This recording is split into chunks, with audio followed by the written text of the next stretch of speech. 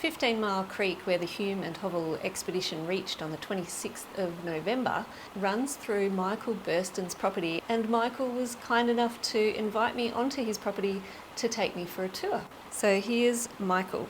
My name's Michael Burston and I live at Myree, and I've lived here since about 30 years ago, and my farm is on the route pretty well that Hume and Hovell would have taken, and behind me is a country which is much the same as it was 200 years ago, and I'm standing under a red box which is the local timber of choice. It's very durable, doesn't have sapwood, and then behind me there are stringy barks, the Eucalyptus macrorinca, and it splits freely, and it was used for shingles and general purpose construction, bark roofs by the pioneers. Over there's a white gum or candlebark, which doesn't have timber that they would have used because it's not durable. Oh, yeah. And then up on the higher ground there are peppermints, and Are they eucalypts? The they're eucalypts. It's Eucalyptus dives. Okay. And it's got a high content of eucalyptus oil, and they used to distill it. It just so happened that it was the same thing as a whiskey still, and there was a bit of moonshine happening as well by the pioneers. Just missed a gang cockatoo. Yeah. Okay. Oh, there it is in the tree. Listen to that. Oh, there it is. Wow. There they go again. There they go. There's actually flashes of pink. Wow. 3 gang cockatoos. And across on the other side of the valley, a steep hill which is the end of Mt Bellvue, and the bottom 2/3 is rhyolite and the top third is volcanics, which is what Hume and Hovell identified on their journal for November the 26th. Oh, wow. How it was poor country, and halfway up it changed to better quality.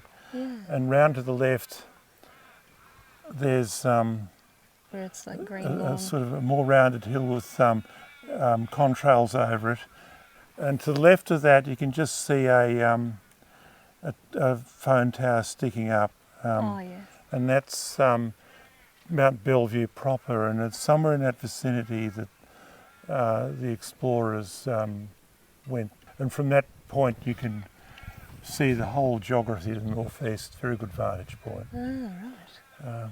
But that's on private land, isn't it? So you that, can't just access that's on private land, but I've been generously given permission to lead some walkers through on just this occasion. So I'm leading the commemorative walk tomorrow and Sunday, and we're crossing Mt Bellvue, which is east of us, and we start at the Boggy Creek Valley, and then we walk up the range. It's about a 300 metre climb up to the vantage point, and we can see all over the northeast, the plains and round to the mountains, which Hovell would have appreciated.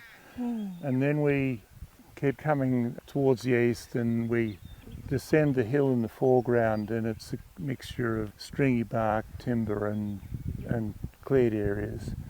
And then we reach the Brookfield Maze, which is there now, but it's accepted it might have been where Hume and Hovell camped. And that was on the 26th?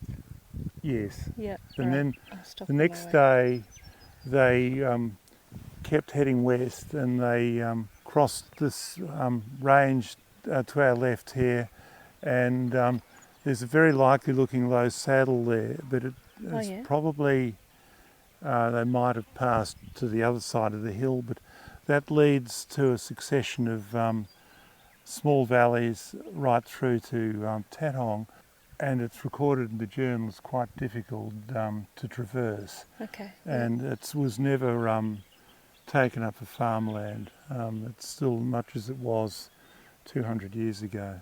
Quite a lot of nectar with them. What was the name of this xanthorrhoea? That one's Xanthorrhoea minor, I think. Minor. Yeah, it doesn't have a trunk. This is Chiranthera linearis, and it's a blue finger flower. Wow. And it's an endemic to this district. Wow. It's a Pittoparacea family. This is the native raspberry.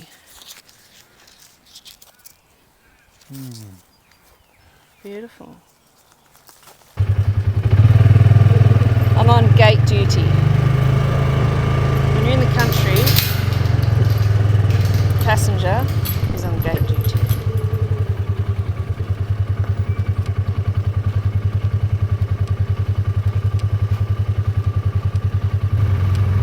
This is a revegetated creek frontage.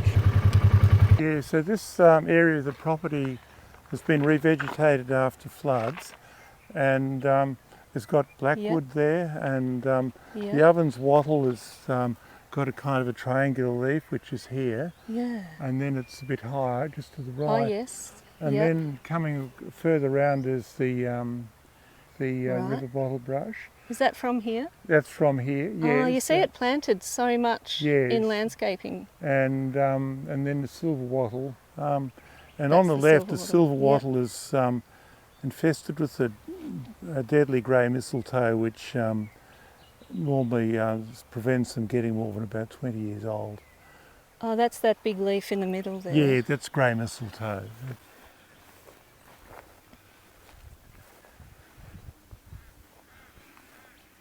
The rocks are all rounded because the stream used to come up here. Yes, this is where the stream was. Wow. Maybe in the Ice Age, who knows? So we're just a bit further down from where Mike showed us that re-veg, and this is 15 Mile Creek where Hume and Hovell crossed over somewhere. Yes, and they wouldn't have encountered the difficulties they did with the Murrumbidgee. No. And it probably would have been about this level, because reading their journal, they recorded the temperature as 88 Fahrenheit, which is 31, which is exactly the same temperature which is forecast for our walk on Sunday. Oh, 200 years later. Oh, that's perfect. Yeah, and on the other side, those trees are swamp gums, which are characteristic of these valleys in the hills. And they've got a kind of a round leaf, and they're prone to tumble over. And the grassy reeds are endemic. Phragmites astralis. And Mike tells me there are platypus in this creek, but we haven't seen one today. Very elusive animals.